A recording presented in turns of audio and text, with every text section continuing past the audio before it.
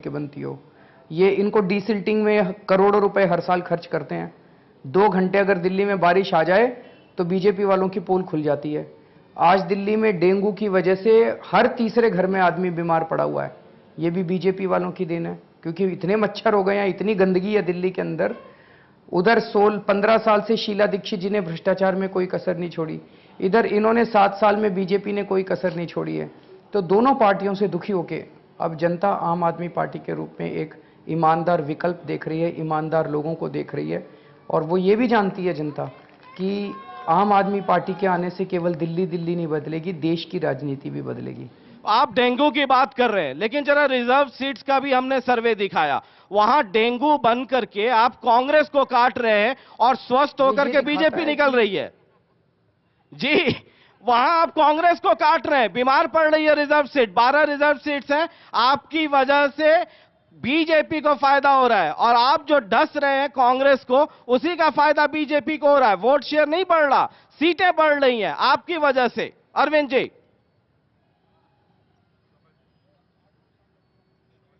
देखिए, पहली चीज तो मोटे मोटे तौर पे मैं बता दूं कि आम आदमी पार्टी को हर ईमानदार व्यक्ति का समर्थन मिल रहा है। जो लोग इस देश के अंदर ईमानदार व्यवस्था लागू करना चाहते हैं, जो लोग इस देश के अंदर सुख, अमन और चैन चाहते हैं, वो सारे लोग आम आदमी पार्टी को वोट कर रहे हैं।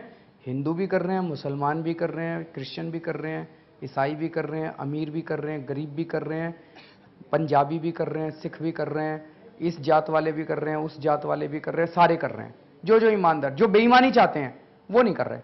जो चाहते हैं कि आज की व्यवस्था कायम रहे, जो इस आज की व्यवस्था के जो लाभार्थी हैं, जो आज की व्यवस्था को इस्तेमाल करके और जो बेनिफिट उठा रहे हैं, वो नहीं कर रहे हैं। तो मैं इस बात से थोड़ा सा आपसे असहमत हूं कि हम एक जात के ज़्यादा वोट आ रहे हैं, दूसरी जात के ज़्यादा वोट आ रहे हैं। अक्रॉस सेक्शंस ऑफ सोसाइटी आम आदमी पार्टी को वोट मिल रहा है। जो लोग इस देश के अंदर ईमानदार सरकार चाहते हैं।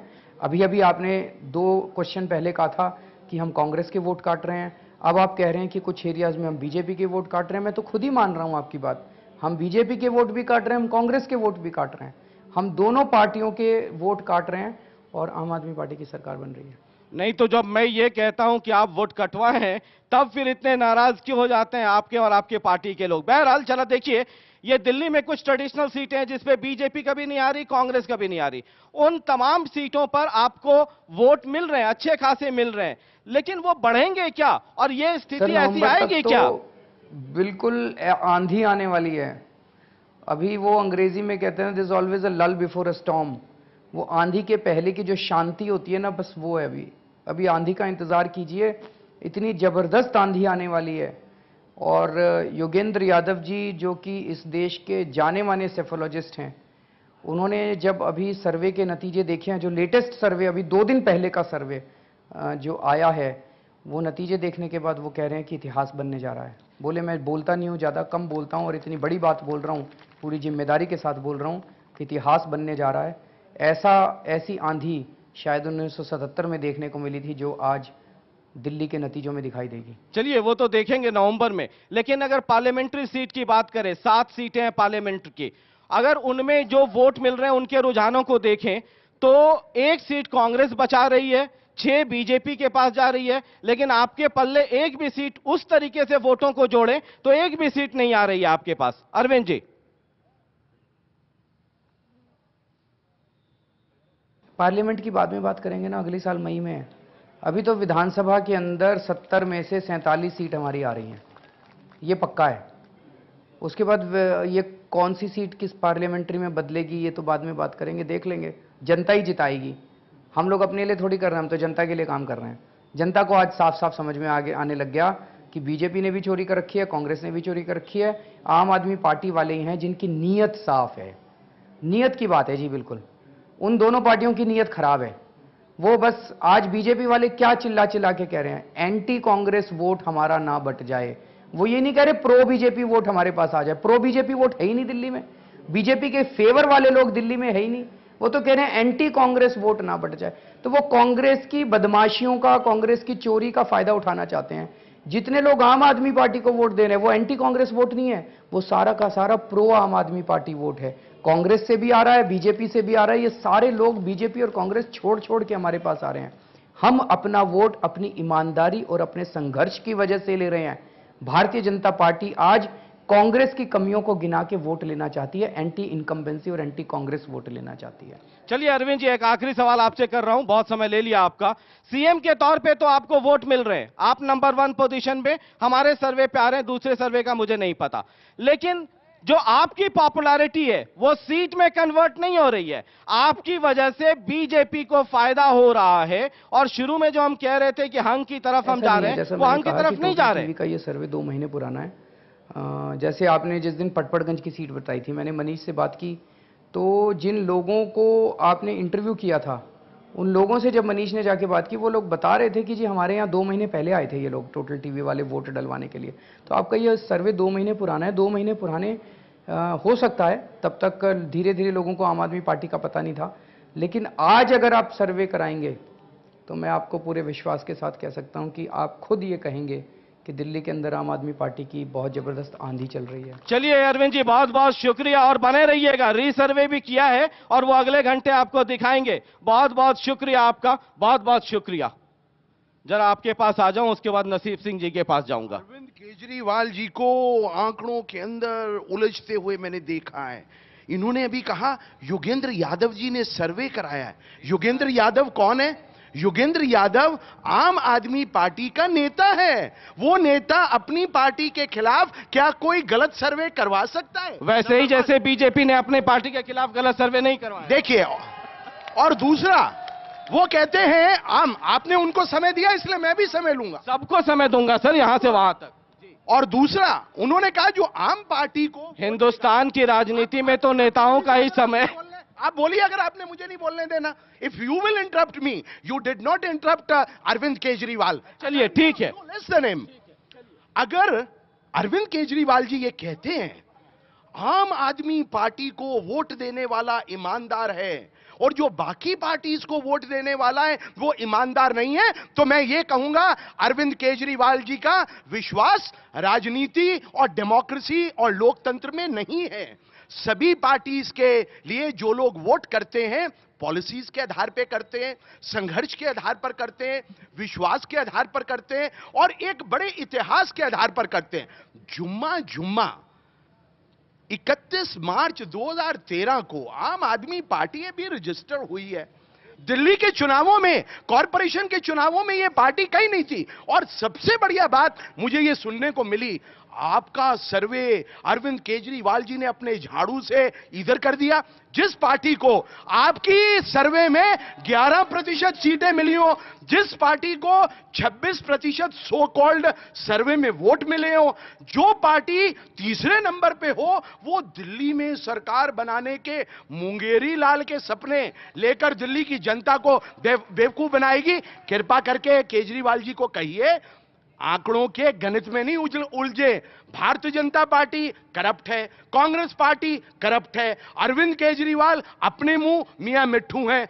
मैं इनसे पूछना चाहता हूं, प्रशांत भूषण जो इनके पार्टी के बहुत बड़े नेता हैं, क्या ये सच नहीं है मायावती जी ने जो यूपी के अंदर, नोएडा के अंदर अगर कोई फार्म हाउस आवंटित किए आउट ऑफ टर्न, तो अरविंद केजरीवाल के प्रशांत भूषण को क्या वो फार्म हाउस आवंटित नहीं किया? ये अगर ये उसके खिलाफ अगर मेरी बात को झुठला दे तो मैं राजनीति से संन्यास ले लूंगा।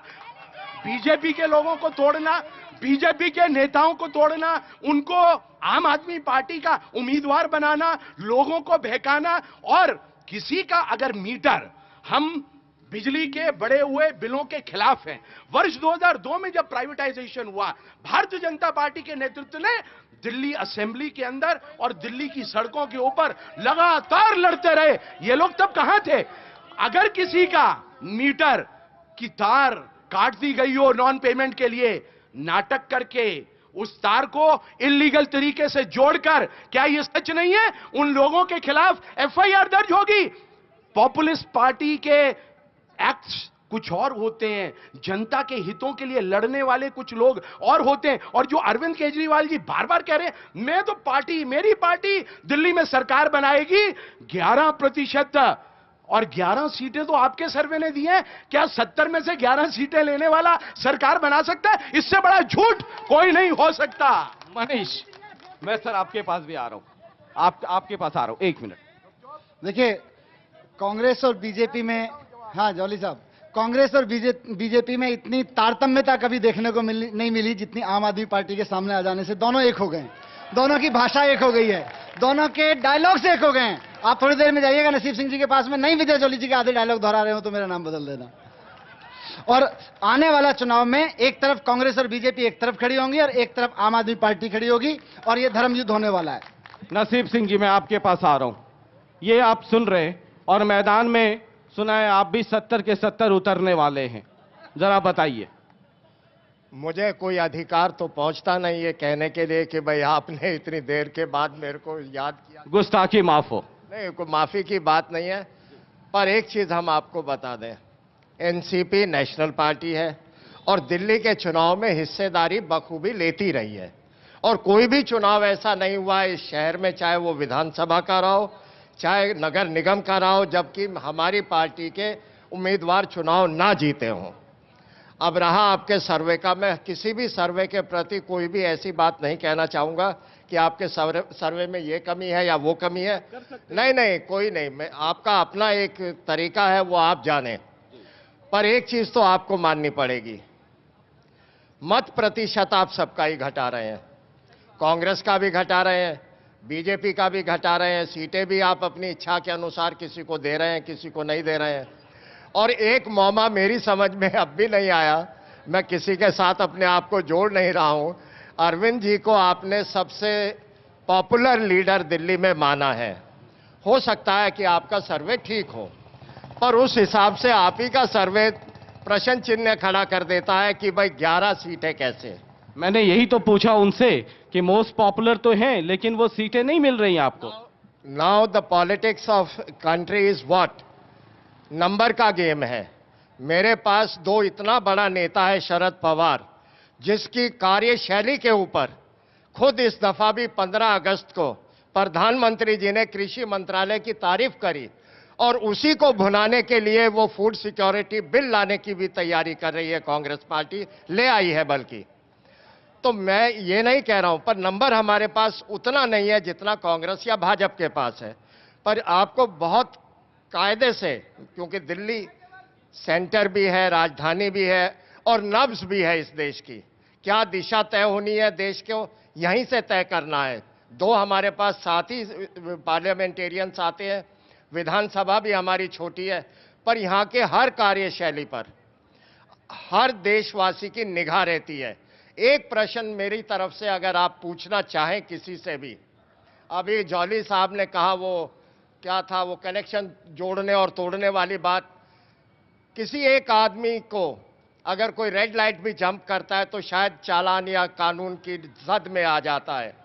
क्या किसी भी सरकार को इस शहर में जो उसके कानून के अधिकार क्षेत्र में चीज नहीं आती वो करने का भी हक है? ये अगर आप मुख्यमंत्री जी से पूछें और बीजेपी से पूछें तो ज्यादा ठीक होगा। पक्का जरूर पूछूंगा।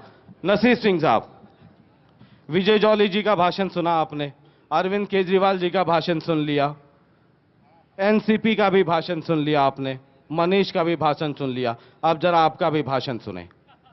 देखिए, भाषण देने का कोई समय नहीं है। पहली बात तो भारतीय जनता पार्टी से मैं ये जानना चाहता हूं कि 8 महीने पार्लियामेंट के चुनाव को हैं, उनका पीएम का कैंडिडेट डिक्लेयर कर दिया गया है, 2 महीने दिल्ली के चुनाव का है और सीएम डिक्लेयर नहीं कर रहे हैं, ये कौन सी पॉलिसी है? अगर हिम्मत है चुनाव लड़ने की तो सीएम डिक्लेयर करके चुनाव लड़े भारतीय जनता पार्टी। और अन्ना हजारे जी की जो बी और ए टीम है, ये भारतीय जनता पार्टी भी अन्ना हजारे जी की टीम है और वो भी टीम है। आधे लोग उन्होंने वहां डिप्यूट कर दिए कि जब जुगाड़ लगेगा तो इधर आ जाएंगे, जब जुगाड़ खराब होगा तो उधर चले जाएंगे। अगर ये लोग इस देश को सिर्फ पागल बना रहे हैं और सिर्फ जोर जोर से सिर्फ एक दूसरे पर जो शोर कर रहे हैं कि भ्रष्टाचारी हैं, ये सब लोग भ्रष्टाचारी हैं, यही ईमानदार हैं, और जिस डिपार्टमेंट से नौकरी करके केजरीवाल जी आ रहे हैं, उस डिपार्टमेंट के बारे में अपनी राय